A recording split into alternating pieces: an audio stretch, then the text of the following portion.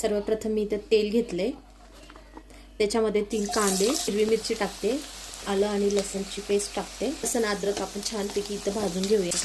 टमाटर टाक, चांगलं मिक्स करून घेऊया. आता मी मीठ टाकते. 5 मिनिटं आपण असंच झाकून ठेवूया. हे बघा, आता आपण ह्याच्यामध्ये मसाले टाकून घेऊया. धनिया पावडर, थोडासा गरम मसाला, 1 चमचा हळद, लाल तिखट, हे छान परतून घेऊ. हा तर मी किमा स्वच्छ धुवून घेतलेला आहे. किमा घालू. 10 मिनिटं आता आपल्याला असंच ताट झाकून ठेवून द्यायचं आहे. इथे मी थोडंसं मीठ टाकते. मी मीठ मगाशी टाकलं होतं, पण आपल्या चवीनुसार कमी जास्त मिठाचं प्रमाण करा.